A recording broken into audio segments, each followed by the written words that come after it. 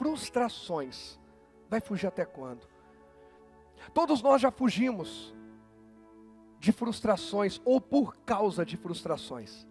Nós já fugimos de situações por medo de nos frustrarmos. Não, se eu me envolver, se eu acreditar, se eu for, se eu fizer, se eu começar, eu vou me frustrar, então é melhor eu fugir. Já fugimos, tentando evitar frustrações, e não percebemos que pior do que nos frustrarmos, é frustrarmos o coração de Deus. Deus não me criou para ser médico, e por melhor médico que eu pudesse vir a ser, nunca pensei em estudar medicina, tá? Eu estaria frustrando o propósito de Deus na minha vida. Pior do que se frustrar é frustrar o seu Criador. Porque se a minha situação ficar difícil, eu posso recorrer a Deus. Deus tem poder para mudar situações difíceis, para mudar situações impossíveis. Agora, se eu depender só de mim, eu frustrei Deus, e agora eu não estou bem, quem me garante? Ninguém. Então eu quero te encorajar hoje a tomar a decisão de não frustrar a Deus. Não faça isso. Mesmo com receio de se frustrar, mesmo talvez marcado por frustrações com as quais você teve que lidar ao longo da vida, cada um de nós já teve isso.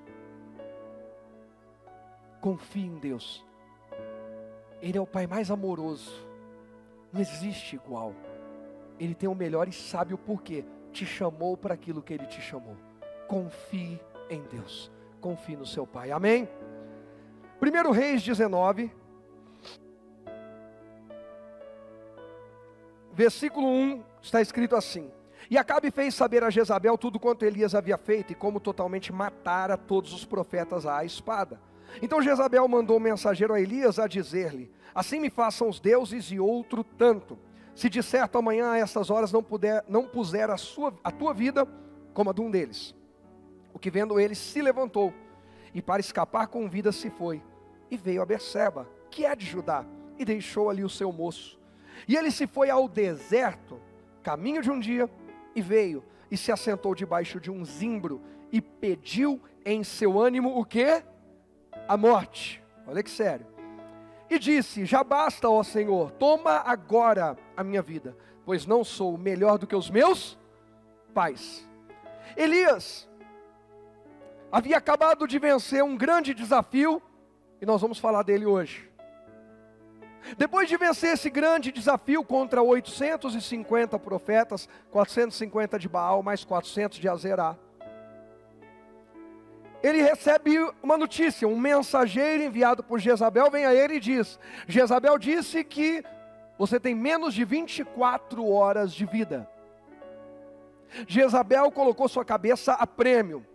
Mas a gente vai entender pela palavra de hoje que a cabeça de Elias já estava a prêmio há 3 anos e meio. Quanto tempo? 3 anos e meio. Mas naquele momento em que ele recebe essa notícia, Elias foge. E qual a razão de Elias fugir? Quem assistiu de manhã ou estava aqui de manhã não responda. Qual a razão de Elias fugir? Alguém, por favor, me dê um palpite. Quem falou medo? Medo, irmã Lilian. Perfeito. Eu não tenho a menor dúvida que ele sentiu medo. E eu já preguei sobre isso e tenho certeza que você talvez já tenha ouvido alguém pregar sobre isso. Mas hoje eu quero te fazer enxergar além do raso. Porque o medo é uma verdade. Mas o medo é a parte mais rasa da história. O medo é como a última gota. É como o copo que estava cheio e a notícia de Jezabel, o contexto do que aconteceu, foi derramado sobre o copo, ele transbordou. Se o copo não estivesse cheio, não seria o problema. Para a gente entender o porquê, e até para eu justificar para você, que o principal motivo, dentro dessa mensagem que eu quero compartilhar com vocês, que Deus ministrou ao meu coração umas 3 semanas atrás, ou 4, não sei. Quando Deus falou comigo sobre frustrações dos profetas, o que estão fazendo com os profetas, coisa séria. Isso é tão sério que Jesus falou: Jerusalém, Jerusalém, que mata os seus profetas. Quando Deus falou comigo, falou de algo mais profundo, por assim dizer, por um motivo ainda mais importante, uma razão principal. que dentro desse texto e contexto, foi um fator mais determinante que o medo. É meio difícil olhando assim, falar, como que tem algo mais determinante que o medo? Se a Jezabel disse, eu vou matar você, eu mandei matar você, alguém vai arrancar a sua cabeça e vai trazer para mim numa bandeja, e ele fugiu. É medo? Primeiro vamos entender quem era Elias. Tiago 5,17, Tiago fala algo sobre Elias, que a Bíblia não fala mais a respeito de ninguém, o Espírito Santo não inspira mais ninguém a falar sobre isso. Elias era homem sujeito às mesmas paixões que quem? Não, que quem? Que nós. O mesmo tipo de tentação, o mesmo tipo de circunstâncias, Elias viveu. E orando e fazendo o quê? Elias foi um homem de Deus? Elias tinha poder de Deus na vida dele? Mas Elias estava? E o Rogério? Está orando? E orando, pediu que não chovesse, e por 3 anos e 6 meses não choveu sobre a terra. Elias é levantado por Deus para confrontar o pecado da nação de Israel. E confrontar pecado você tem que ir a quem é de direito, não adianta ficar falando aos 4 ventos, isso é só espalhar fofoca. Eu soube que, não vou nem dar ninguém de exemplo aqui para misericórdia, vai que fulano de tal está com um problema, aí pega e fala para todo mundo, mas não vai falar com a pessoa, isso não está resolvendo nada, só é um fofoqueiro metido a santarrão, e está cheio de fofoqueiro gospel hoje. Vou denunciar a baixaria que está às igrejas. Aí eu falo assim, eu vou denunciar a baixaria que está a tua vida, que em vez de pregar para salvar alguém, só gosta de falar do pecado dos outros. Vai se converter e ver os teus pecados, rapaz, porque é moda fazer sucesso denunciando o pecado dos outros. Teve um pessoal esse tempo atrás que colocou uma lá e começou a descer a lenha no pessoal, e eu conheço. Eu falei, esse casal que está falando isso, eu sei uma deles, de uma vez que eu fui falar uma coisa com eles, o marido da moça lá falou uma barbaridade para mim. Falei, meu Deus, se eu pego um print da barbaridade que ele falou ali e põe na rede, eu queria ver como que essa moça ia ficar com os likes dela. Mas graças a Deus, a minha missão é falar de Jesus, é salvar pessoas, não é fazer propaganda do que o diabo está fazendo. Se for para fazer propaganda, que seja do reino dos céus aqui na terra. Elias denuncia o pecado de Acabe a Acabe. Elias, quando denuncia a nação, ele está confrontando uma nação que segue Acabe e se torna idólatra, mas uma nação que foi formada pelo único e vivo Deus. E no meio desses confrontos, Acabe não se converte, Jezabel não se converte, ele vai confrontando, né? Elias, inspirado por Deus, abre a sua boca e lança uma palavra profética. Durante 3 anos e meio não chove. Enquanto eu não abrir a minha boca e disser para chover, não chove sobre a terra. E na sequência, não chove mesmo. Nós vamos ver pelos textos hoje o que aconteceu aí na sequência. Tiago vai falar que Elias, o homem que orou, e 3 anos e meio não choveu. Aí um dia Deus falou, agora pode orar. Olha o 18, para ninguém pensar que ele deixou a coisa bagunçada. E orou outra vez, e o céu deu chuva.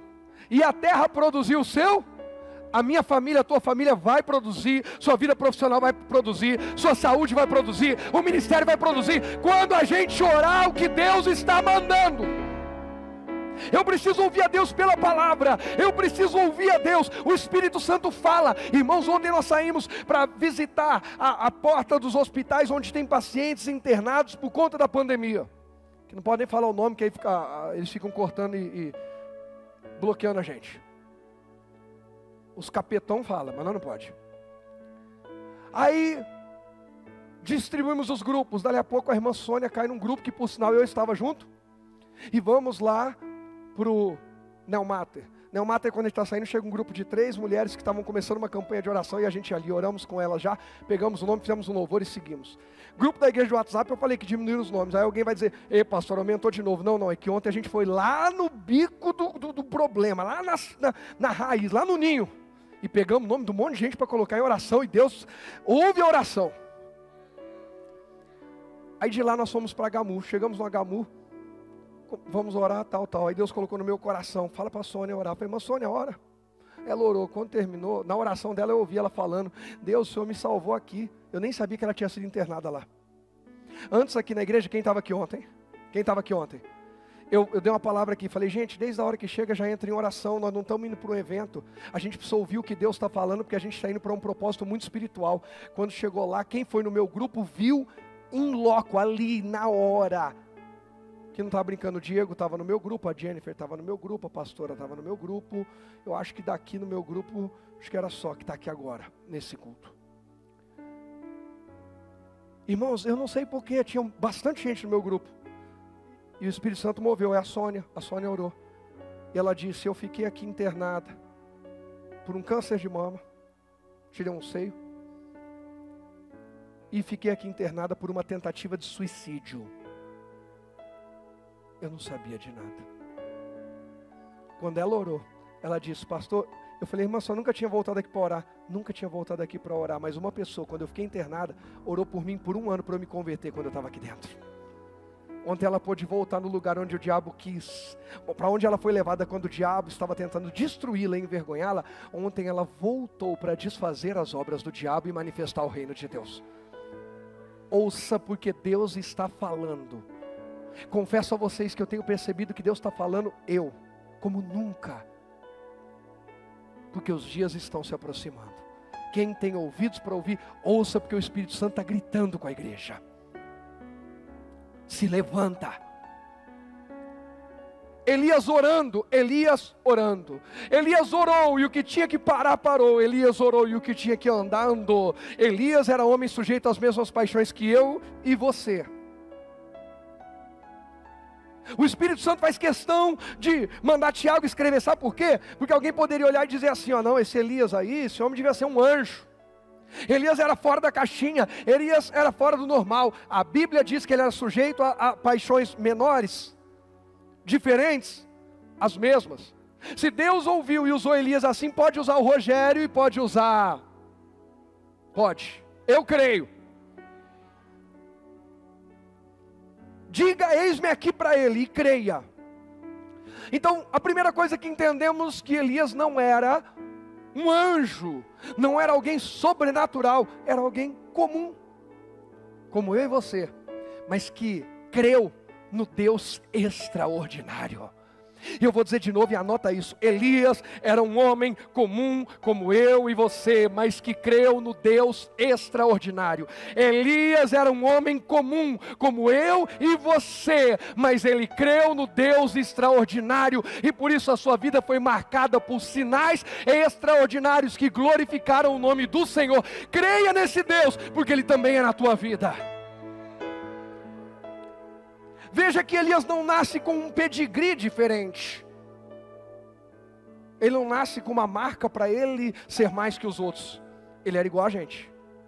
Ele decide ao longo da sua caminhada que a glória de Deus vai se manifestar através da vida dele. Decida, não importa a circunstância que você esteja enfrentando, a glória de Deus vai se manifestar na minha vida.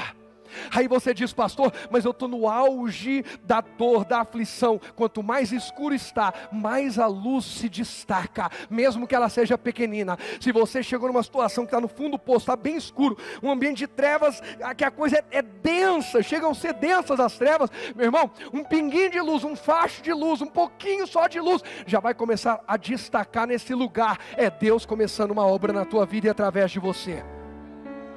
Famílias que têm seu histórico de divórcio, adultério, vícios, destruição, depressão e suicídio e mais um monte de coisa.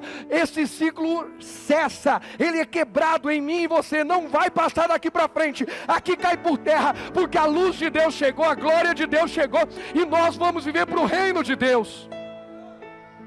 Elias foi sujeito às mesmas paixões que eu e você, mas Elias decidiu: eu vou servir a Deus. Decida servir a Deus. A carne vai combater, o pecado vai bater a porta, as emoções, o temperamento, as pessoas, as frustrações, mas você e eu não vamos fugir. Chega de fugir. Está na hora de encarar. Está na hora de fazer uma oração séria e dizer: Deus, eu sou imoral, eu sou mentiroso, eu sou idólatra, eu sou ganancioso, o que for. Porque Deus já sabe tudo isso. Ele está esperando só uma confissão, uma declaração sincera, dizer: Deus, muda a minha vida, eu não sou bom, mas o Senhor é bom. E se o Senhor morreu por mim na pessoa do seu Filho, e se o Senhor sacrificou o seu Filho na cruz do Calvário por mim, e se o Senhor decidiu habitar em mim na pessoa do Espírito Santo, Deus, então a minha vida tem jeito, não abre mão de mim não, porque eu não abro mão do Senhor. Elias era sujeito às mesmas paixões, mas orou. Você está orando? Como é que anda a sua vida de oração? Como é que anda a minha vida de oração? Nós achamos lindos sinais de Deus na vida de Elias, mas nós também oramos como Elias orava. Voltando para o livro de Reis, primeiro livro de Reis, agora capítulo 17, vamos ver o que mais que Elias era, vamos entender o contexto de Elias. 1 Reis 17, verso 1, está escrito assim, ó: Então Elias, o tisbita dos moradores de Gileade, disse a Acabe: Vive o Senhor, Deus de Israel, perante cuja face estou, que nestes anos nem orvalho nem chuva haverá, senão segundo a minha palavra. Depois veio a ele a palavra do Senhor. A palavra de quem? Do Senhor, direção de Deus, hein? Dizendo: Vai-te daqui, e vira-te para o oriente, e esconde-te junto ao ribeiro de Querite, que está diante do Jordão. E há de ser que beberás do ribeiro, e eu tenho ordenado aos corvos que ali te sustentem.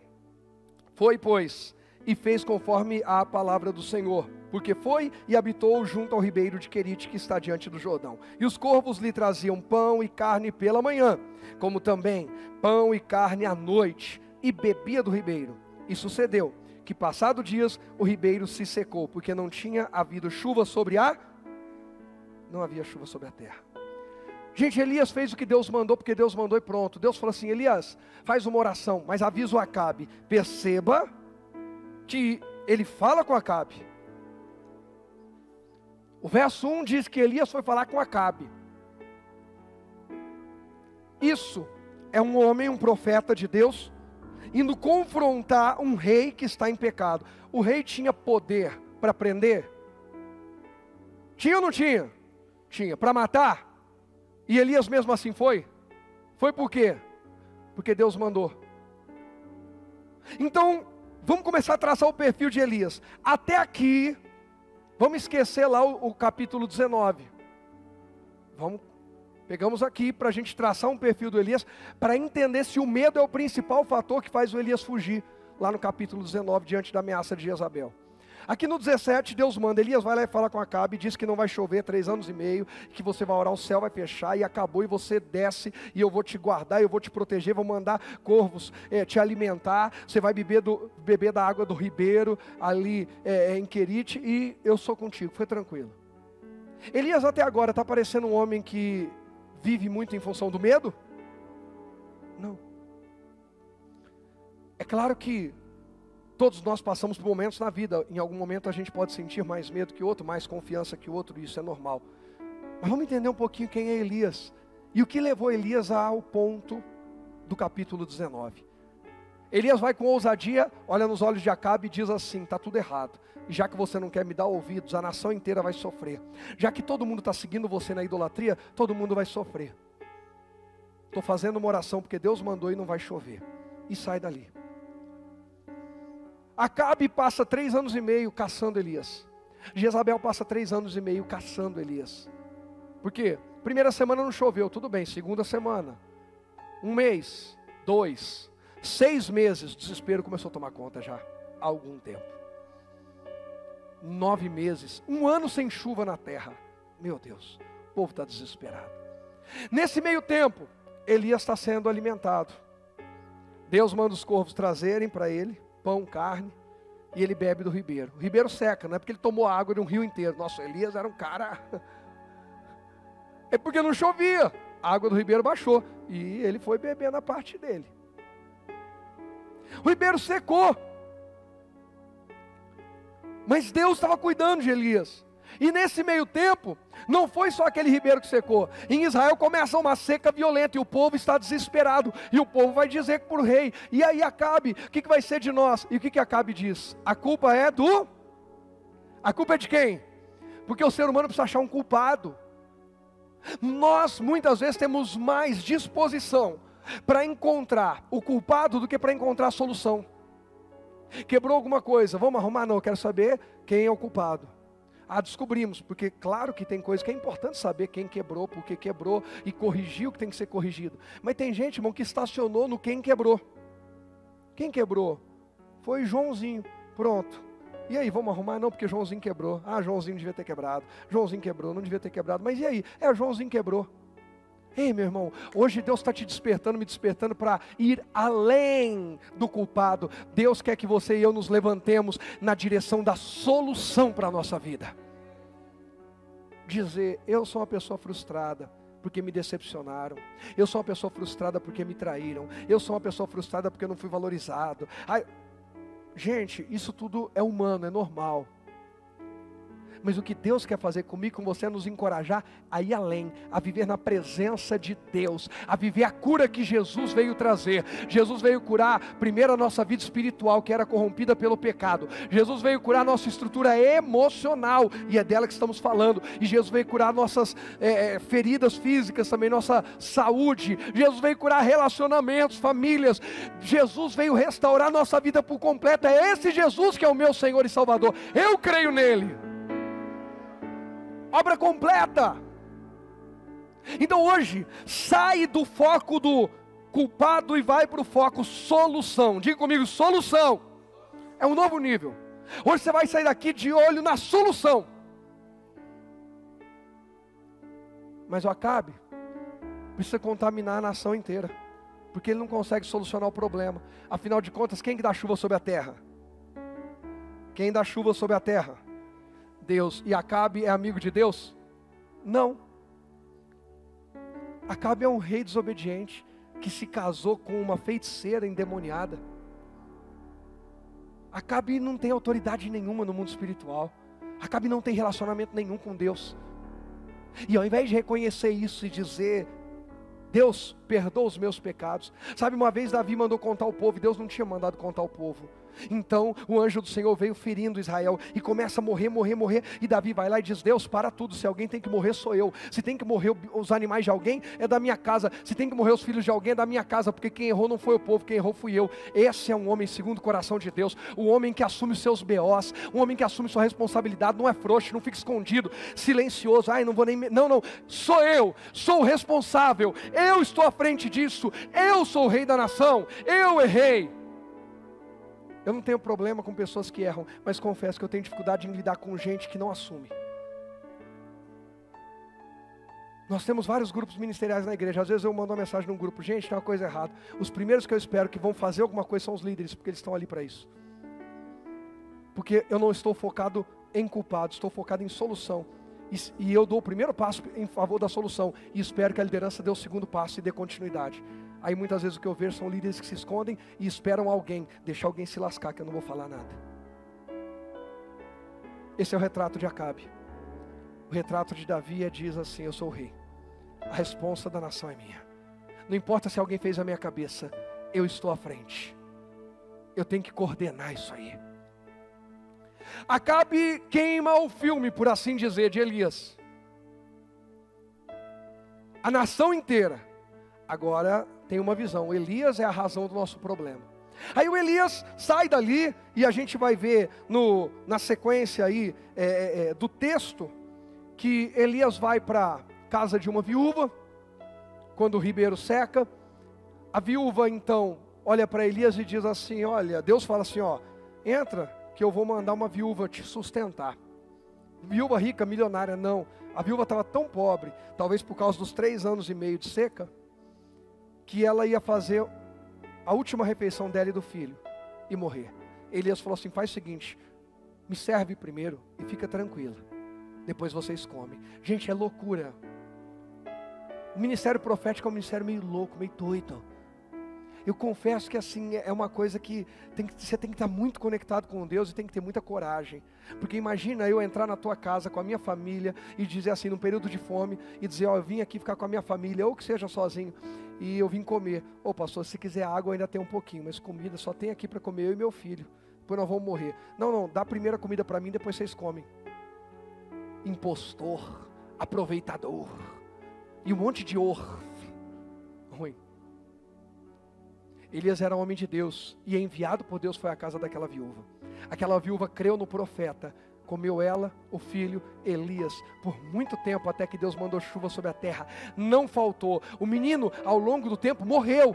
Elias estava lá, orou, o menino ressuscitou. Algo que tinha que ser consertado na vida daquela mulher foi consertado. Quando ela falou para Elias: você veio trazer meu pecado à tona? Irmãos, bem-aventurados são aqueles que abrem o coração para a palavra de Deus. Ela não vem para destruir nossa vida, ela vem para colocar as coisas no lugar mesmo. E principalmente quando a gente não gosta do que está ouvindo. É legal, a gente sai de um culto animado quando a gente ouve o que a gente gostaria de ouvir. Mas você quer ver o quanto eu e você estamos querendo mudança? É quando a gente ouve o que a gente não queria. E diz assim: Deus, eu não gostei de ouvir o que eu ouvi hoje, mas eu precisava ouvir isso. Eu não vou ficar murmurando, eu não vou falar mal de ninguém. Se eu precisava ouvir isso, o Senhor colocou essa palavra, glória ao teu nome, eu vou me levantar e vou mudar daqui para frente.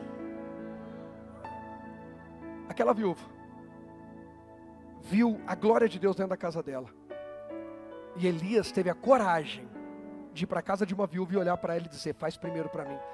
Isso é postura de um homem com muito medo, medroso? Não, um homem ousado até demais. No capítulo 18, versículo 2, está escrito, vamos no 1. E sucedeu que depois de muitos dias a palavra do Senhor veio a Elias no 3º ano, dizendo: vai, mostra-te a Acabe, porque darei chuva sobre a terra. Deus mandou Elias ir falar com quem agora? O mesmo Acabe que ele falou. Ele foi falar com Acabe: não vai ter chuva. Agora Deus manda: vai lá de novo e fala para o Acabe que eu vou mandar chuva. Elias está fugindo do Acabe? Não mais. Até aqui nós estamos vendo Elias ouvindo Deus. Se Deus manda ir, ele vai. Se Deus manda fugir, ele foge. Não é errado fugir. Errado é fugir sem uma direção de Deus. A Bíblia manda a gente fugir. Quem já leu na Bíblia que tem que fugir, diga amém. Fugir do quê? Do diabo? Jamais. Tiago diz: sujeitai-vos a Deus, resistir ao diabo e ele fugirá de vós. Você e eu não fomos criados para fugir e nem para ter medo do diabo. Mas a Bíblia manda fugir do pecado, fugir da prostituição e fugir da aparência do mal. A Bíblia não manda encarar o pecado. A Bíblia não manda encarar a prostituição. E nem diante da aparência do mal dizer: ninguém tem nada com a minha vida. Bando de fofoqueiro, estou nem aí. A Bíblia diz: se vai gerar uma aparência do mal, fuja. Hoje eu estava almoçando, a Ananias estava comigo à mesa, Gustavo e o Marcelão. Fui mostrar para eles um exame lá que eu fiz no... aquele carinha lá, da honra e da vergonha, lá do nutricionista esportivo. Pastor, eu insistiu em me levar nesse cara. Falou assim: eu vou te envergonhar. Falei: vamos, linda, vamos lá. Por você eu vou. Passamos lá, estamos nos cuidando. Aí eu fui abrir um WhatsApp, que eu tenho um grupo, eu e a pastora e um casal de primos meus. Rodando as fotos, cheguei na foto da imagem do exame, estava conversando com eles, encorajando eles a cuidarem também da saúde. Quando passei assim a foto, eu passei o dedo, apareceu uma mulher, eu voltei a foto. Aí eu parei e falei: opa, deixa eu mostrar para vocês quem é essa mulher. Essa mulher é minha tia, viu? Aí eles: não, pastor. Eu falei: não. É porque assim, eu tirei rapidinho. E apareceu a foto da mulher, vocês podiam, às vezes, depois o diabo ficar assim na cabeça. Quem que é aquela mulher? Eu só percebi que era uma mulher, não era nem minha prima, porque minhas primas são jovens, minha tia já é mais velha. Mas nem minhas primas são umas bichas saradonas. Minhas primas daquelas que o pessoal chama de cavalona. Tudo gente bonita, família bonita, gente, pensa. Vocês já têm uma base. Graças a Deus, né? O Rogerinho, Israel e eu, e a pastora e todo mundo. Nem eu aguento, gente, tem hora que eu brinco, eu fico sem graça. Mas nós somos bonitos, graças a Deus. Mas estava lá minha tia. Eu passei rápido, mas eles nem viram, não deu tempo. Mas eu peguei e falei para eles: ó, a foto aqui que eu passei rápido é a minha tia, porque eu passei o dedo, opa, errei aqui e pus na foto, mas era só. Não, pastor, tá tudo bem. Falei: tá tudo bem, porque eu continuo sendo transparente. Porque se eu começar não fugindo da aparência do mal, hoje pode ser uma coisa assim, amanhã pode ser outra coisa, pode ser minha prima. E eles não verem, de repente vão começar a pensar: vira e mexe, o pastor vai mostrar as coisas, ele corre com a foto. O que será que é, hein? Será que é da pastora? Deve ser às vezes uma coisa particular e tal. Daqui a pouco, irmão, já põe coisa na cabeça de alguém. Então fuja da aparência do mal. A gente está fazendo o trabalho lá do Baronesa. Destruímos, lá demolimos o barraco e vamos construir a casa para aquela família. Glória a Deus. Aí precisavam de uma conta, cheia de gente querendo fazer Pix. Quem aqui procurou conta, pediu para poder fazer uma contribuição? Algumas pessoas da igreja pediram. O Júnior eu sei que pediu. Eu passei minha conta. O pessoal ficou esperando. Eu comecei a perguntar para os nossos irmãos envolvidos. Alguém aí tem uma conta que você não usa, ou uma conta digital aí que não paga taxa, para poder colocar como Pix? Ah, eu tenho. Então põe a sua. Mas pastor, qual a diferença de colocar na dele e na sua? Na da igreja, irmão, se coloca, depois dá um trabalho para a pastora justificar para a contabilidade que entrou aqueles 1.000 e vai ter que sair aqueles 1.000. Entrou aqueles 500, saiu aqueles 500. Então, a gente já faz uma coisa ali. O irmão pega o extrato, tudo bonitinho lá, desde o primeiro dia, o que tinha de saldo, até o último dia, tudo que entrou, tudo que saiu, bonitinho. E por que não na conta do pastor? Irmão, porque algum encapetado vai achar pelo em ovo. Então eu fujo da aparência do mal. A Bíblia manda fugir. Ah, tem uma mocinha que está mexendo com o meu coração, mas eu sou casado. A Angélica mexe com o meu coração, com o meu ouvido, com meus olhos, com tudo, irmão. E se eu olhar para outra mulher, aí que ela mexe mesmo com força, irmão. Dá umas mexidas. Aí, eu começo a perceber que tem uma outra mocinha assim que está mexendo comigo. Aí eu viro e falo assim, não, eu vou manter essa amizade só para mostrar para o diabo que eu sou de Deus e o maligno não toca, se esbalda. Ei, sai fora. O que José fez quando a mulher do Potifar veio agarrar ele? Fugiu. Mas o Davi ficou olhando a Batseba. Aprenda a fugir do pecado.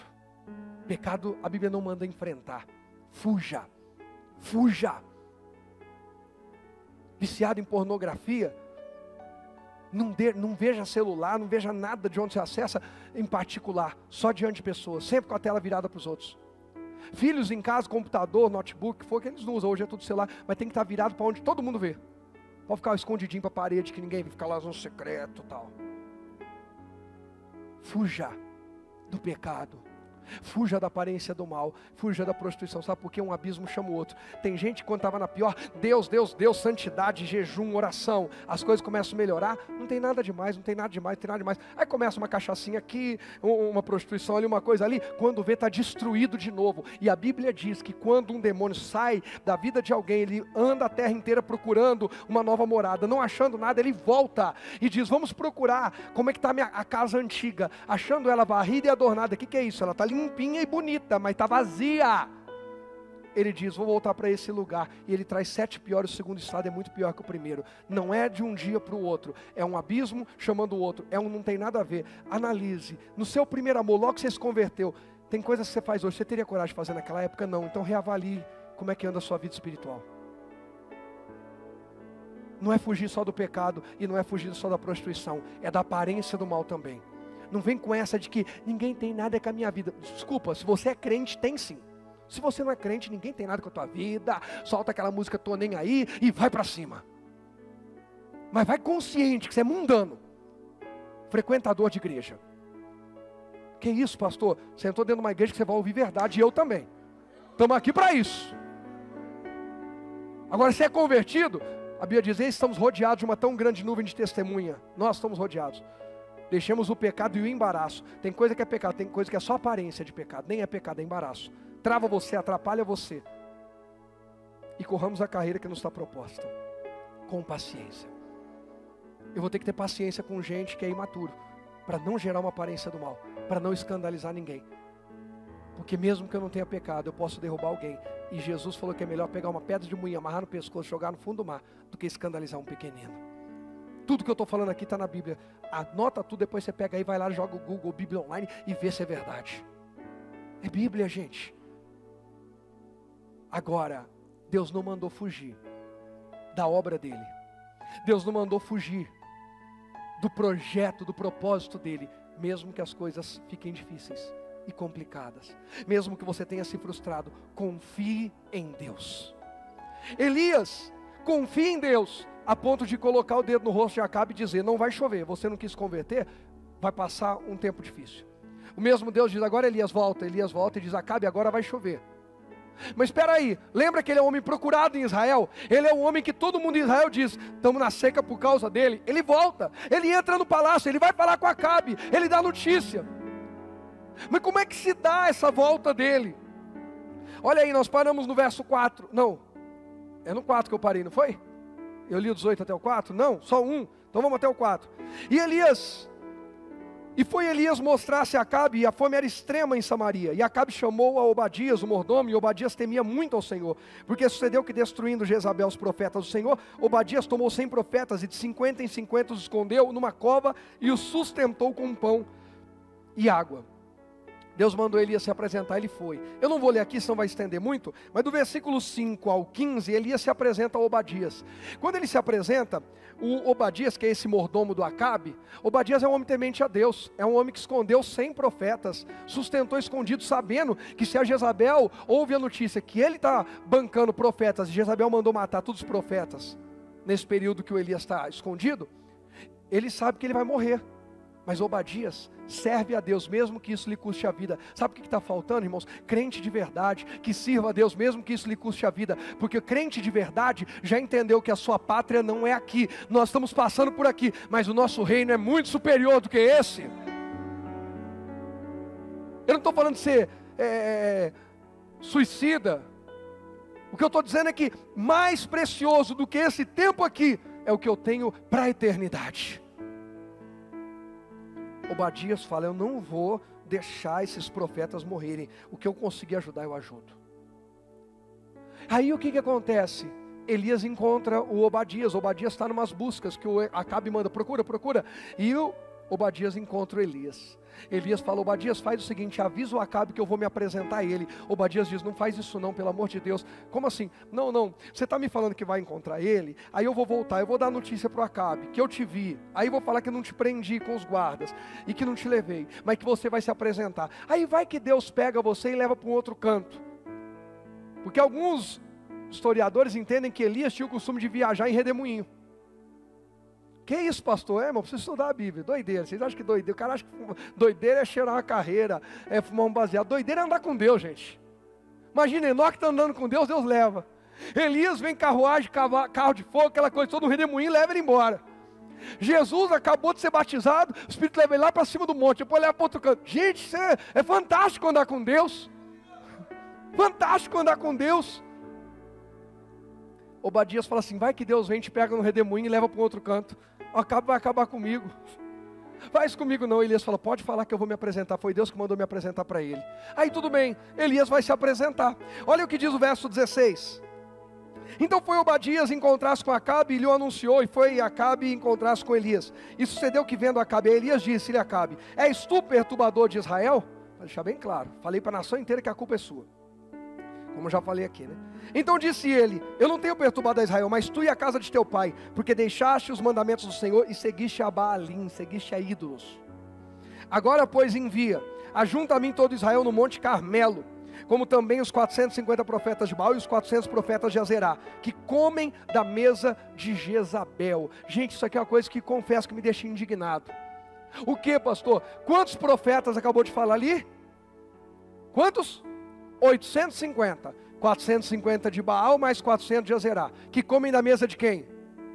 Jezabel, ou seja, uma mulher que está junto do seu marido ocupando o trono de Israel, a nação que o Senhor tomou para si, que o Senhor formou para si, mudou o nome de Jacó, a gente falou disso domingo passado, e agora estão usando as riquezas, estão usando o tesouro da nação de Israel, para sustentar profeta de idolatria, para sustentar, para levar o português claro, feiticeiro, macumbeiro, mandingueiro.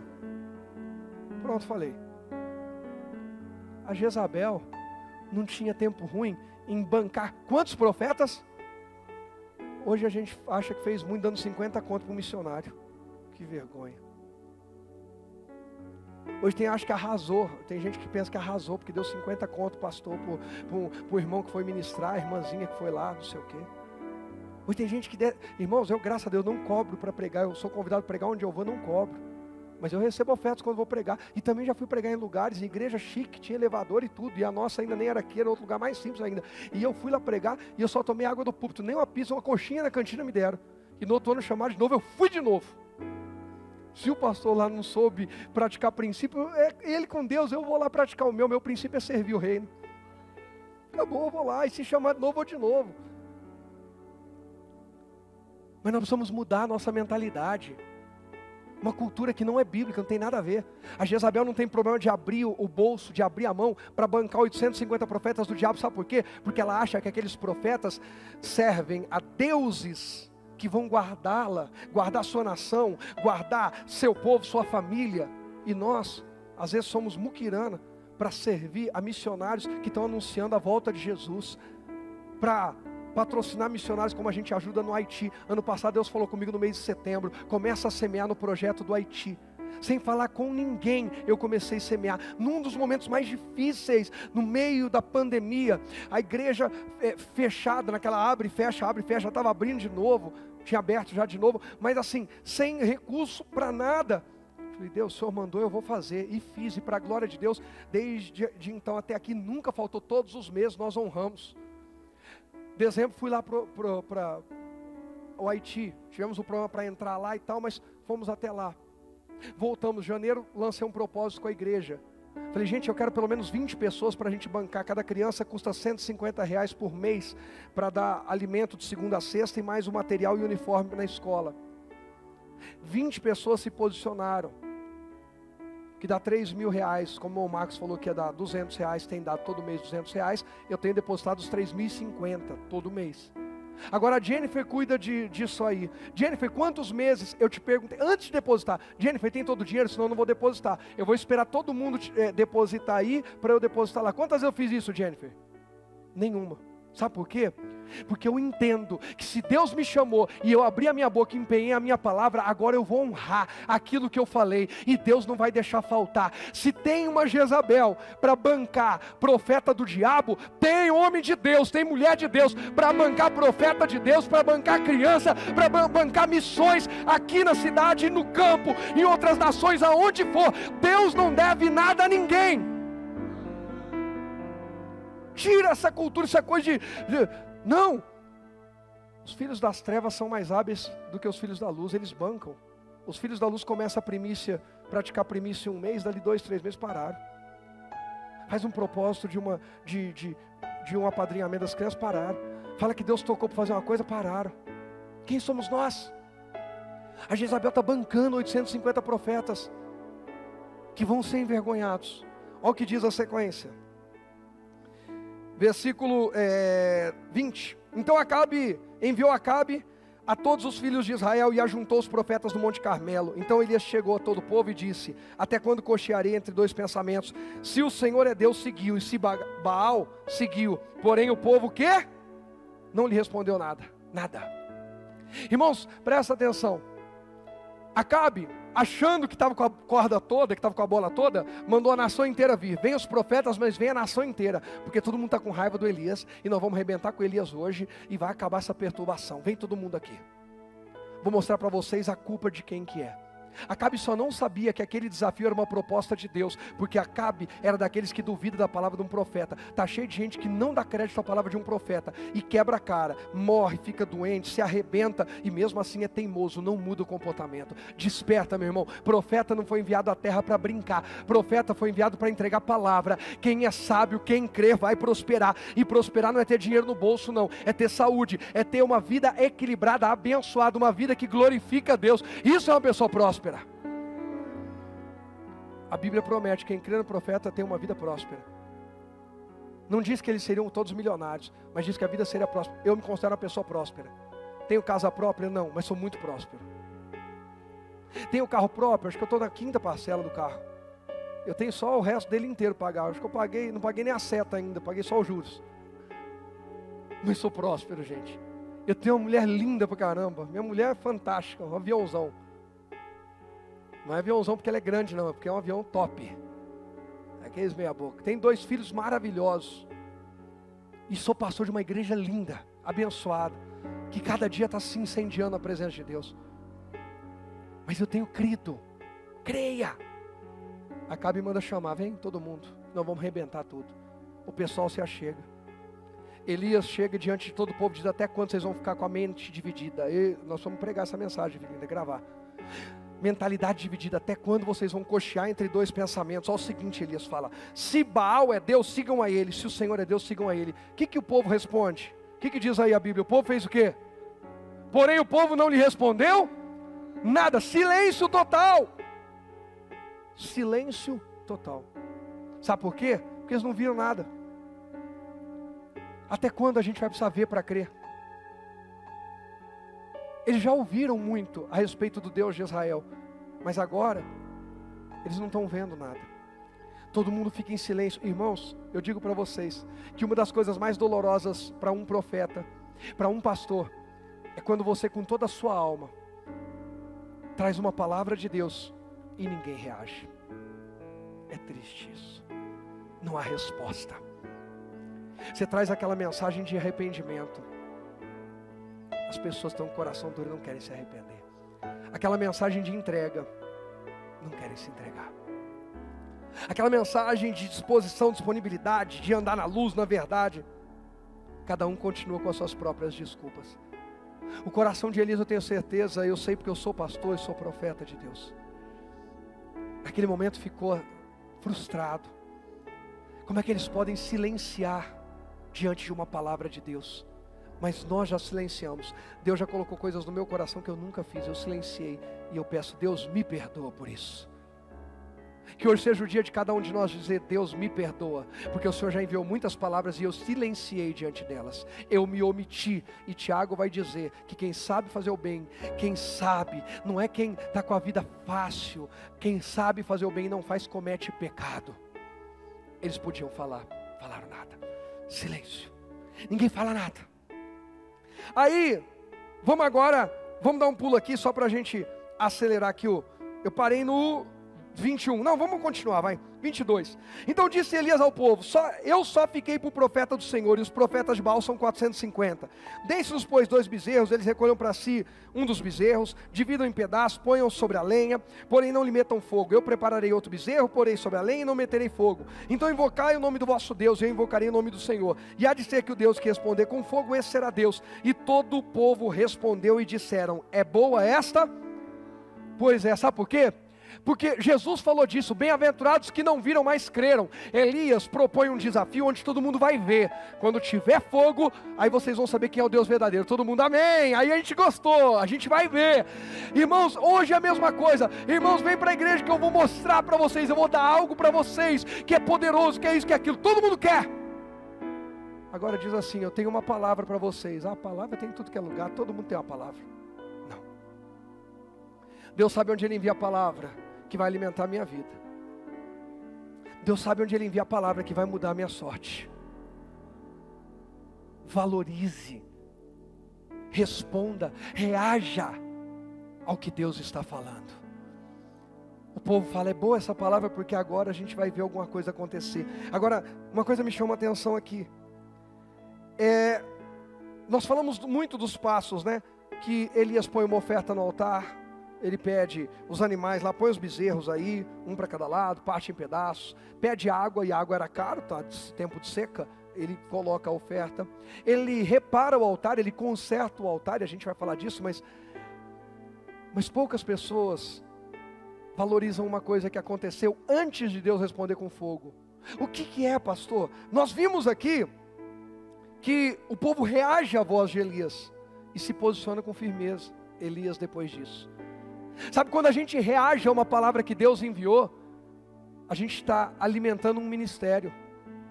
Quando a gente reage à palavra que Deus enviou na boca de alguém, nós estamos alimentando. Elias se sente mais confiante, com mais ousadia, mais firme, mais corajoso, mais ousado, porque o povo começou a reagir. Ele está vendo frutos no ministério dele. Irmão, que eu e você sejamos aqueles que encorajam os profetas, aqueles que encorajam os nossos líderes, os nossos irmãos, nossos familiares. Pais, sejam aqueles que encorajam seus filhos. Filhos, sejam aqueles que encorajam seus pais. Olha, tem os melhores pais do mundo. Olha, meu irmão, seja aquele que encoraja quem trabalha com você, seja aquele que encoraja quem serve a Deus com você. Mas nós temos 2 opções: ou nós somos encorajadores, ou a gente é aquele que carrega balde de água fria. E como tem gente que faz isso? Vamos fazer um grande evangelismo. Outro dia, não adianta nada, eu já fiz um monte. Vamos marcar uma reunião de oração. Ora em casa. Para que eu preciso na igreja, reunião de oração? Pô, quando você estiver endemoniado, ora sozinho. Demônio, sai de mim. Sai não, sai sim, sai não. Quando estiver doente no hospital, pede visita para si mesmo. eu venho me visitar aqui, desigrejado online. Diabo. Não. Eu não tenho que ser o que joga balde de água fria. Eu tenho que ser aquele que encoraja. Em Isaías 41:6 diz: um ao outro ajudou e ao seu companheiro disse: esforça-te. Você foi chamado, eu fui chamado para esforçar, para animar. Olha para o irmão que está do teu lado e diga: vai, meu irmão. Diga: não duvida da obra de Deus na tua vida. Ainda tem muita coisa boa para acontecer. Gente, a maior delas é o céu. Vamos para o verso 37. Vamos dar uma 37 não, deixa eu pegar aqui só para... Não, vamos pegar o 25, vai.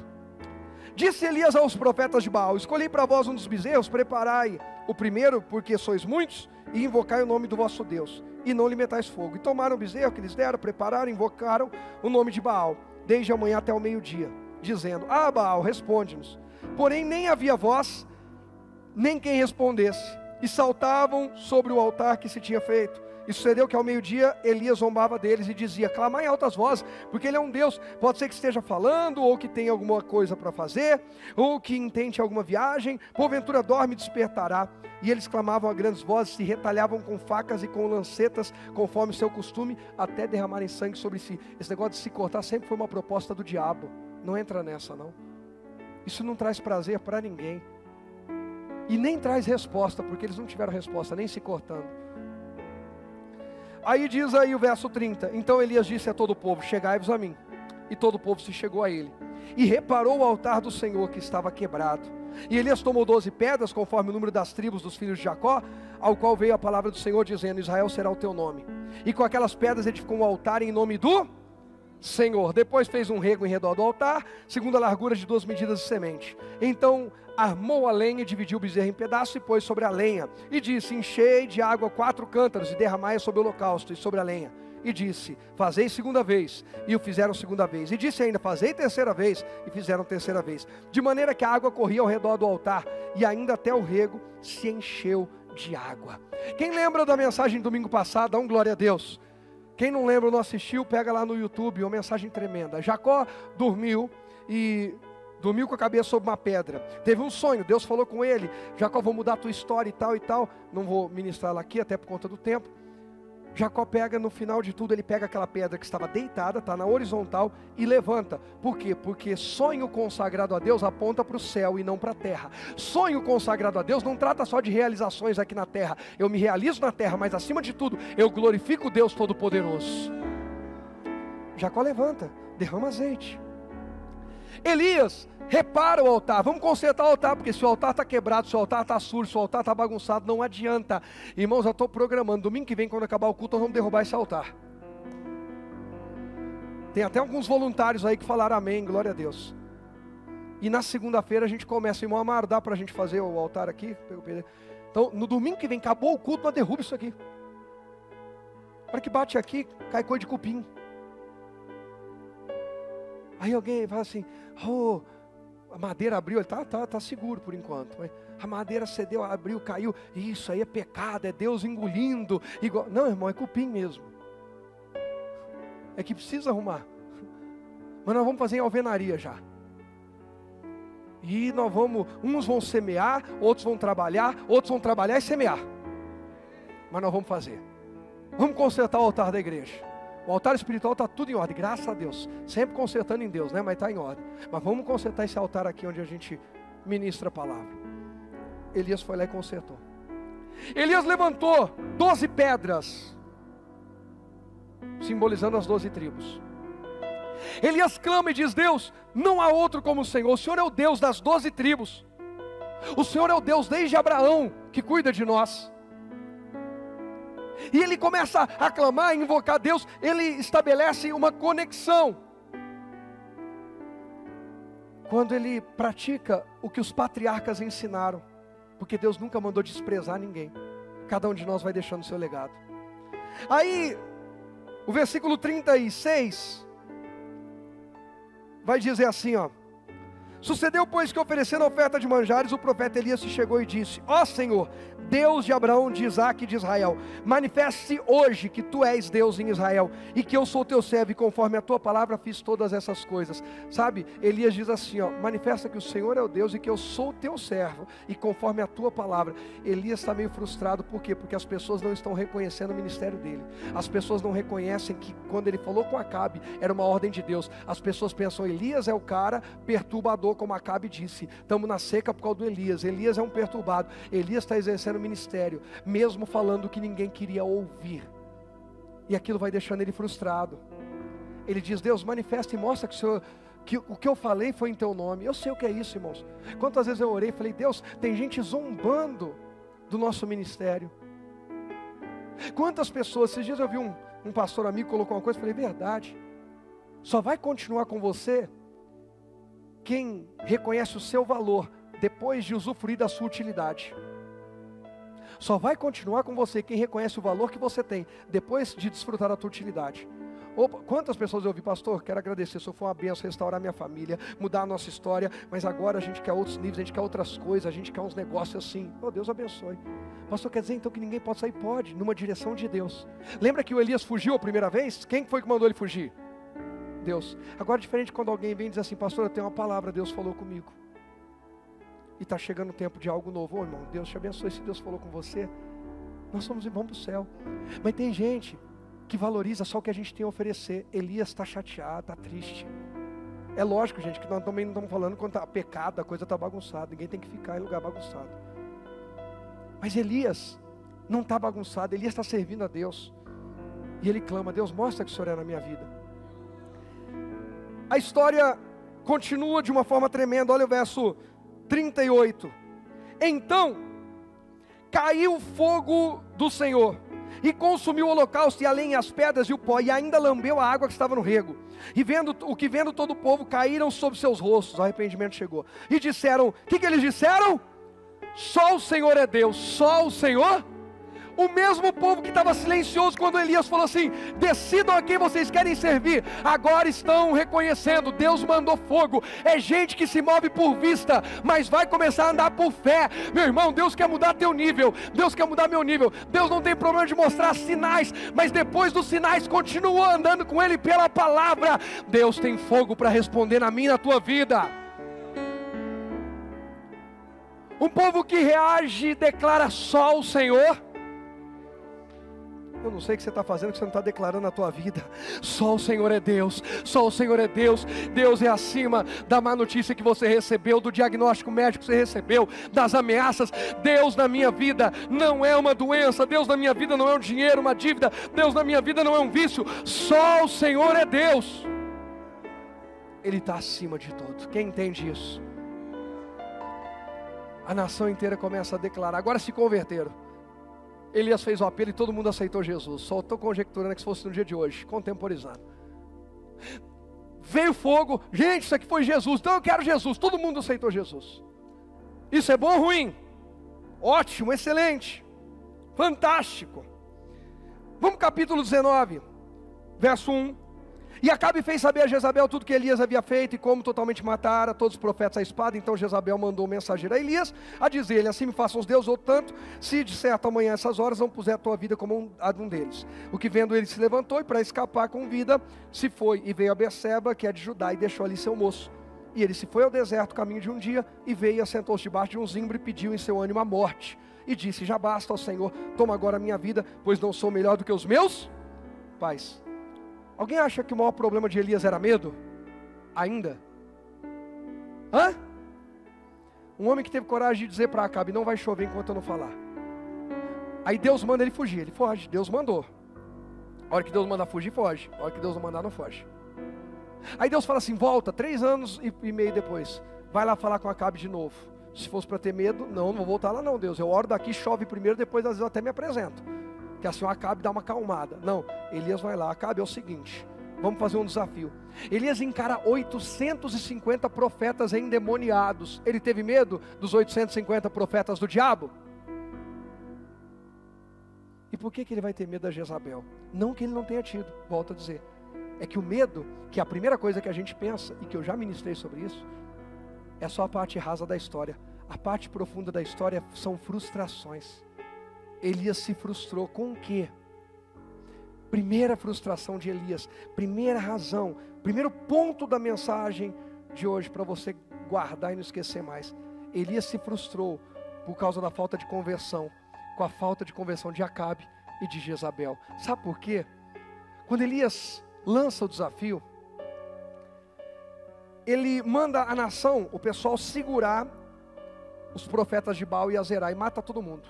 Ele não podia na hora dar um golpe de estado e dizer, vamos aproveitar e vamos matar Acabe e a Jezabel e vamos levantar outro reino no lugar? Podia ou não podia, gente? A nação inteira está gritando, só o Senhor é Deus, o povo está com ele. Ele fez isso? Por quê? Pelo mesmo motivo que talvez você já tenha orado para um artista, um jogador, alguém influente se converter. Quem já orou para alguém influente se converter? Ah, e se aquela pessoa se converter vai trazer um monte de gente para Jesus. A gente pensa assim, a gente ora assim. A gente só esquece que Deus chama as coisas loucas do mundo para confundir as sábios. Deus chama os que não são para mostrar aos que são que a glória é toda de Deus. Não que Deus não possa usar alguém que tenha fama. Mas a maneira de Deus agir, ele não depende daquilo que a gente pensa. Talvez Elias tenha pensado, Acabe Jezabel, porque vamos ser sinceros, Jezabel era uma mulher determinada? Muito determinada. Ela está sustentando 850 profetas, irmão. Eu não lembro de alguém aqui que banca, pastor, junta 10 aí profetas, 10 pessoas na igreja, vê qual que é o custo de vida da família, de 10 pastores aí, equipe ministerial, eu vou bancar essas 10 famílias aí, ó. Vou pagar o aluguel, se for apartamento, condomínio, escola das crianças, as despesas e tudo mais, só para eles se dedicarem a servir o ministério. Não estou lembrado de alguém fazer isso. Nós estamos falando de uma mulher que sustentava 850. 850. Infelizmente, irmão, tem igreja fechando, porque os pastores não estão conseguindo, porque a igreja reunida não consegue sustentar uma família pastoral e um prédio. Tem ou não tem? Desculpa ser sincero, mas é uma vergonha para a gente. Porque os profetas de Baal são sustentados pelos seus seguidores endemoniados. Que Deus prospere muito você para sustentar missionários, para sustentar a obra de Deus, o reino de Deus. Mas que você não se torne ganancioso. Elias tinha aquela expectativa que a gente tem. Se essa pessoa se converter, a nação inteira se converte, porque Acabe é o rei, Jezabel é determinada, com a intensidade que Jezabel serve aos ídolos, se ela servir ao Senhor Deus, que coisa linda que vai ser, a nação inteira dizendo só o Senhor é Deus. Mas não aconteceu, e aquilo frustrou Elias. Segundo ponto da mensagem, Elias se frustrou com o povo, ele teve que lidar com a frustração, com a falta de compromisso de quem? Do povo. Sabe por quê? O que o povo acabou de gritar quando Deus mandou fogo?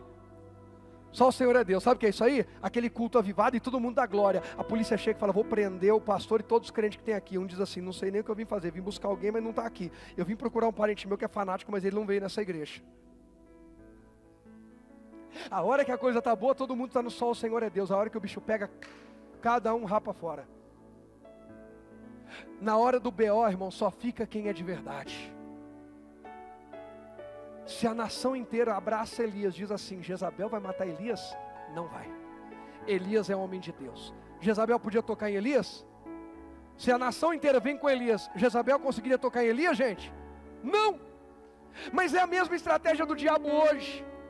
Tenta dividir a igreja, desunir a igreja. Para quê?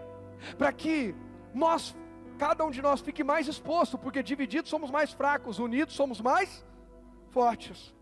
Olha Lucas 11:17, o que diz aí, ó? Lucas 11:17, mas conhecendo eles seus pensamentos, aqui é Jesus falando, disse-lhes, todo reino dividido contra si será o quê? Assolado, e a casa dividida contra si mesmo, o que vai acontecer com ela? Cairá. O diabo tenta fazer o que fez em Israel naquele momento, cada um foi para o seu canto, ninguém se uniu. Elias está na expectativa, agora o povo se converteu, agora o povo está firme. Não, cada um sai para o seu canto. Irmão, um tal de gente querer apontar a vida dos outros, apontar. Igreja dividida. Segundo ponto, põe aí Mateus, né? Mateus 14:27. Marcos, aliás. E disse-lhe Jesus, todos vós essa noite vos escandalizareis em mim, porque está escrito, ferirei o pastor, e as ovelhas o quê? Se dispersarão.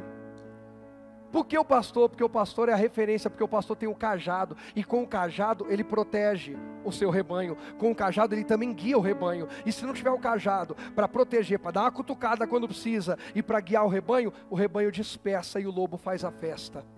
Agora a pergunta é, você é a ovelha de qual rebanho? Não, de Jesus, tá bom, mas aqui na terra, ou você já transcendeu ao céu e veio nos visitar hoje aqui? Você pegou carona num corpo aí, entrou, sabe, pelo amor de Deus, estamos aqui na terra. Ferirei o pastor, as ovelhas se dispersarão.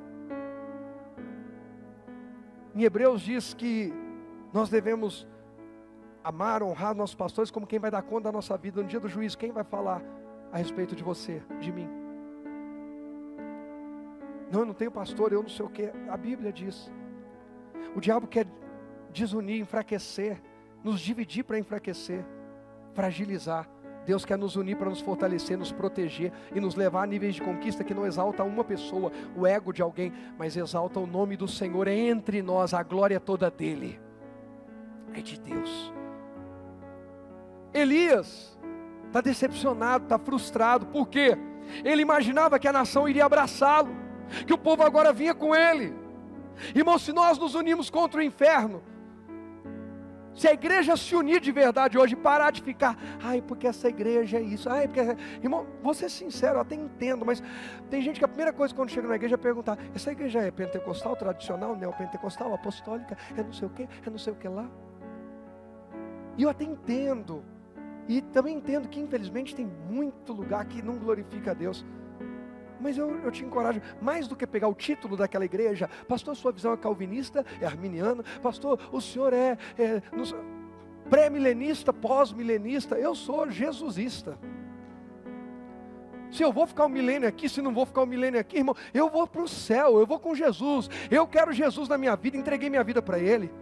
Claro que eu tenho a minha opinião, pelo amor de Deus, e não sou contra a gente estudar. O que eu estou dizendo é que algumas coisas que deveriam ser só para conhecimento, para enriquecer conhecimento, está servindo para fragmentar, para enfraquecer e infelizmente até para rivalizar. Sou melhor, outro é melhor, outro é melhor, outro é melhor. Melhor é a visão tal, melhor é a visão tal, melhor é a visão do reino de Deus. Desculpa, com todo carinho. Se alguém diz a você, igreja sua é em célula, não é em célula, é apostólica, não, melhor é a visão tal. Ô irmão, desculpa, mas Jesus disse que aquele que quiser ser maior, primeiro já tem que ser o menor. Então o que você está falando aí para mim já é totalmente sem crédito. O grande de verdade não chega dizendo que ele é grande, ele chega só servindo. As pessoas vão querer segui-lo e servir com ele porque vê que ele é grande nas suas obras. Está dando para entender? Elias está esperando que o povo agora vai servir com ele. Agora tem um monte de convertido, tem uma nação inteira de convertido, mas cada um vai comer pizza na casa um do outro e deixa o Elias nas mãos da Jezabel. Elias frustrado foge. Está cheio de maridos frustrados fugindo do lar, esposas frustradas fugindo, filhos frustrados fugindo de casa. Cuidado, cuidado com as frustrações, cuidado. Deus te trouxe hoje aqui para te levar a níveis maiores. Não seja nem o que vai frustrar ninguém, nem o que vai fugir frustrado. Seja dirigido por Deus, guiado por Deus. Tem pastores tirando a vida, frustrados. Tem chefes de família tirando a vida, empresários frustrados. Deus te trouxe hoje aqui para dizer, não é para tirar a vida, é para entregar a vida para Jesus e receber a vida de Jesus. Elias não tentou tirar a vida, mas pediu a morte. Ele está decepcionado. Gente, é tanta gente que vive em função de julgar, como falei já hoje aqui, mas se olhar para a vida do outro, ao invés de olhar para si, procurar se aperfeiçoar em Deus para tornar o lugar que está melhor, ao invés de chegar aqui e ficar olhando, ai, essa cortina está suja, ai, o povo da igreja, não, peraí, o povo da igreja, você é igreja, eu sou igreja. Eu posso, já que eu vi a cortina suja, eu posso lavar? Não, eu não posso, eu não tenho máquina para isso. Alguém pode lavar? Como é que funciona, pastor, irmãos? Como é que funciona para lavar? Não, tem uma pessoa que cobra tanto. Não, então eu vou pagar. Se eu não tenho como pagar, eu vou juntar um grupo aqui de 10, nós vamos pagar para lavar a cortina. Mas geralmente que a gente vê alguém reclamando da cortina suja, é só um exemplo. Pelo menos nunca para mim vieram reclamar da cortina suja.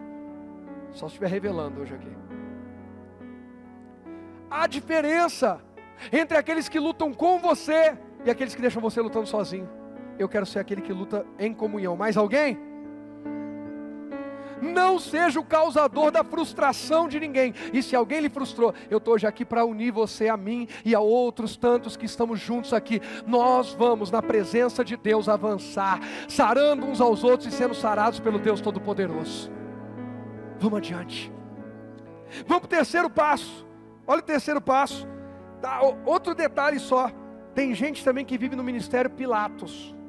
Qual que é o ministério Pilatos? Alguém lembra do Pilatos? Pilatos é aquele que Jesus foi levado para ser julgado diante dele. Ele viu que não tinha pecado, não tinha nenhuma quebra de lei que justificasse crucificação. Ele não fez nada, cometeu nenhum crime, melhor dizendo. E o Pilatos é aquele que a esposa dele chegou e falou assim: não se mete na questão desse homem, ele é justo. Deus falou comigo em sonho que ele é justo. Errados são os que estão trazendo ele para você. Pilatos foi e falou: olha, eu não posso condenar, vou absolver e solto ele. Foi isso? Não. Pastor, mas tinha que acontecer, tinha, mas não precisava ser pelas mãos do Pilatos. Alguém vai pecar, mas não precisa ser você e eu. Alguém vai fazer coisa errada, mas não precisa ser a gente. Para com esse negócio de alguém vai fazer. Para, eu não quero fazer. O que Pilatos falou quando a nação está pressionando ele, os sacerdotes estão pressionando ele? O que ele fez? Eu lavo minhas mãos. Irmão, está cheio de gente assim. Irmão, estamos precisando de alguém para evangelizar. Eu lavo minhas mãos. Posso ir não. Estamos precisando de alguém para orar, eu lavo minhas mãos. Precisa de alguém para carregar umas cadeiras, eu lavo minhas mãos. Precisa de alguém, não, isso aí dá muito trabalho, ministério dá muito trabalho, igreja dá muito trabalho. Irmão, nós vamos nos unir aqui para ajudar, lavo minhas mãos. Cuidado. Foram esses que frustraram Elias. Seja um encorajador, não aquele que traz frustração. Seja a resposta de Deus na vida de alguém, e Deus vai levantar pessoas que são resposta na tua vida. Inclusive, é onde a gente entra agora para finalizar a mensagem, verso 5 do capítulo 19. E deitou-se e dormiu debaixo de um zimbro, e eis que então o anjo tocou e lhe disse: levanta-te, come. E olhou, e eis que à sua cabeceira estava um pão cozido sobre as brasas e uma botija de água. Comeu, bebeu, tornou a deitar-se. Deus enviou um anjo, como me enviou hoje aqui, como anjo da igreja, como pastor da igreja, com alimento para você. Alimento que eu gastei uma madrugada para preparar, madrugada de sexta para sábado, que preparei com carinho, que às vezes não vejo reação e resposta, mas sempre vai ter alguém que vai ser alimentado, que vai se levantar com essa palavra. Mas nós temos a tendência de fazer como Elias: a gente levanta, come e dorme de novo.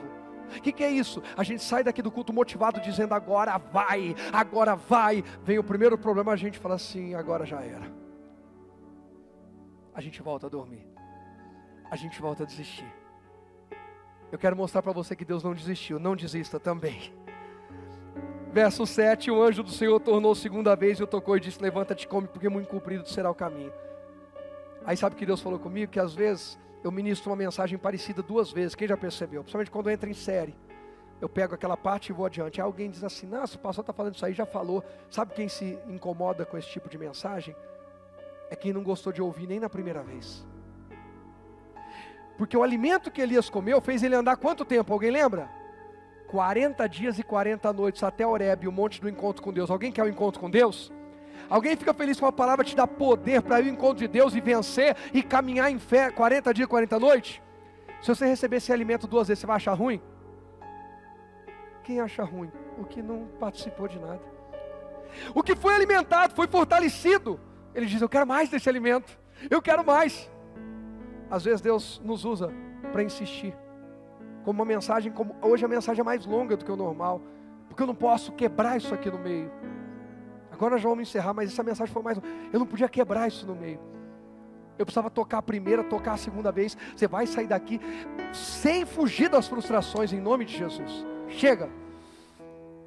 Quando você pensa que acabou, Deus envia um anjo. Deus envia socorro. Olha aí, terceiro ponto dessa mensagem. Põe aí para mim o terceiro ponto. Deus envia socorro, força e direção. Tem anjo servindo aqui nesse lugar. Tem anjo despertando, tem anjo tocando, levantando gente aqui para viver o melhor de Deus. Versículo 8. Levantou-se, pois, comeu e bebeu com a força daquela comida, caminhou 40 dias, 40 noites, até Horebe, o monte de Deus. E ali entrou numa caverna e passou ali a noite. E eis que a palavra do Senhor veio a ele e lhe disse: que fazes o quê? Aqui, Elias. Que fazes aqui, Elias? Verso 10. Ele diz: tenho sido muito zeloso pelo Senhor dos Exércitos, porque os filhos de Israel deixaram teu conserto, derribaram teus altares, mataram teus profetas à espada, e eu fiquei só, e busco a minha vida para me tirarem. Perceba que ele está dizendo aqui, ó, eu fiquei sozinho, eu fiquei sozinho, eu fiquei sozinho. A frustração de Elias é que, mesmo ele tendo mostrado a glória de Deus, ninguém ficou com ele. O problema de Elias com Jezabel não é o medo, é a frustração. Verso 11, e ele lhe disse, Deus falando com ele: sai para fora, põe-te nesse monte perante a face do Senhor. E eis que passava o Senhor, como também um grande forte vento que fendia os montes e quebrava as penhas diante da face do Senhor. Porém o Senhor não estava no vento, depois do vento um terremoto, também o Senhor não estava no terremoto, depois do terremoto um fogo, porém também o Senhor não estava no fogo, e depois do fogo uma voz mansa e delicada. E sucedeu que, ouvindo-a, Elias envolveu seu rosto na sua capa e saiu para fora, e pôs-se à entrada da caverna. Agora ele foi lá para a porta da caverna, saiu da caverna, está lá na porta. E aí o que diz aí? E eis que veio a ele uma voz que dizia, o que dizia? Que fazes aqui? De novo. Deus perguntou para ele 2 vezes: que fazes o quê? Aqui, Elias. E aqui a gente vai para o quarto passo, quarto ensinamento dessa mensagem. O próprio Deus está com você. Perceba que no terceiro passo Deus envia um anjo. Irmão, quando você está prestes a desistir, quando você está muito frustrado no fundo do poço, Deus envia uma palavra, é uma mensagem, é uma promessa, é um culto. Por isso é tão importante, não falte domingo. Domingo o anjo preparou, Deus preparou a mensagem para encorajar, para alimentar, para fortalecer você, para caminhar até o lugar que Deus vai manifestar a glória dele na tua vida. Aí depois disso, você caminha. Você saiu daquele lugar que você estava se escondendo e foi para um outro. Entrou numa caverna de novo, porque dentro da sua alma a frustração é tão grande que você quer se esconder. Mas agora você foi onde Deus mandou. E quando você se esconde onde Deus mandou, o próprio Deus, no verso 9, diz: que fazes aqui, Elias? Quem está aqui em cima desse altar comigo? Tem alguém? Fisicamente, tem alguém? Agora, se eu for falar com o Gabriel, que está aqui na minha frente, eu vou dizer: ô Gabriel, você está aqui? Está certo isso? Falou: Gabriel, você está aí sentado, aí. Deus disse que fazes aí, Elias? Disse o quê? O que é isso aí? Deus diz assim: Elias, estou aqui dentro com você. Ô meu irmão, entenda uma coisa, você está fugindo, talvez você esteja numa caverna, talvez você esteja no auge da sua dor, e Deus diz: ei, o que você está fazendo aqui? Eu estou aqui com você, você não está sozinho, eu mandei meu anjo te alimentar, e eu mesmo vim pessoalmente para te dizer: se levanta e sai para fora da frustração, sai para fora da mágoa, sai para fora da falta de perdão, sai para fora do medo, sai para fora do vício, do adultério, sai para fora, porque tem muita vida e glória de Deus para você, meu irmão. Que fazes daqui? Estou com você. Aí o que o Elias faz? Ele sai e vai para a porta da caverna. Deus vem de novo e pergunta de novo, agora do lado de fora: que fazes? Porque Deus é o que está com você no buraco, e é Deus que está com você na montanha. Todo mundo larga a gente no fundo do poço. Deus diz: estou com você no fundo do poço, mas quando conquistar, não esqueça, eu também estou com você. A vida de Elias agora está chegando num desfecho. O próprio Deus está com ele. Ele se sente abandonado, ele se sente desamparado, mas Deus aparece e diz: eu estou com você. O quinto passo eu não vou ler, depois você lê na sua casa. No 2º livro de Reis, capítulo 2, do verso 1 ao 11, Elias é preparado para ser arrebatado e Deus o leva. Deus leva Elias. O Elias que estava fugindo no começo da nossa mensagem é o Elias que não termina a sua vida fugindo. É o Elias que termina a sua vida em um nível de glória mais elevado que se pode terminar a vida. Chega de fugir. No plano de Deus, o final é glória. Elias nem a morte viu, porque Deus o tomou, o arrebatou. Meu irmão, a frustração tenta fazer você entrar num buraco ou ficar debaixo de uma árvore e dizer: eu quero morrer, não tem mais jeito. A palavra de Deus, a presença de Deus diz assim: continua caminhando, porque o teu final é glória. Continua caminhando, Elias, porque eu vou te arrebatar. Continua caminhando, Rogério, Maria, Antônio, Frederico, continua caminhando, porque eu ainda tenho propósito de glória para manifestar na tua vida. Só quem crê, diga amém.